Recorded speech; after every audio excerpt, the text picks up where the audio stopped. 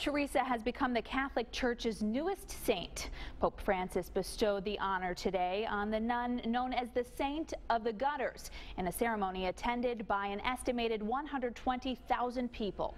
The leader of the world's 1 billion Catholics praised Saint Teresa for her radical dedication to society's outcasts. He also mentioned her courage in shaming world leaders for, quote, the crimes of poverty they themselves created. And here in Western New York, the life of Mother Teresa was celebrated in parishes throughout the region. Her fast track to sainthood is on pace with that of her longtime friend, St. John Paul II. We get more now from 7 Eyewitness News reporter Paula Suro.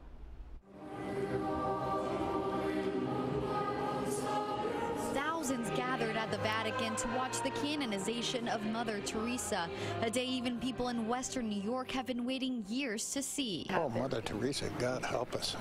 It's long overdue. Mother Teresa dedicated her life to helping the poor, an icon to mothers. She never asked for attention, and that's what I think what drew me to her as a mother at home, young mother at home. And fathers. Can you imagine living your life and never asking more than just another breath to help somebody? It's an idol for people to look up to. And it's who Cheryl Caleri looks up to so much, she traveled to Italy from Buffalo for Mother Teresa's canonization to sainthood. You know, just being there with the experience of people from all over the world, I think people of, all different faiths and people of no faith who just really like to model themselves after her work and her beliefs. Caleri was sitting just 2 rows away from the altar and remembers being moved by what the Pope had to say. He had said that she would always be known as Mother, and probably always be known as Mother Teresa,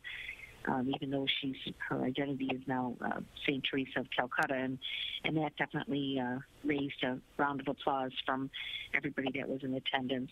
A hope others in the area share with her.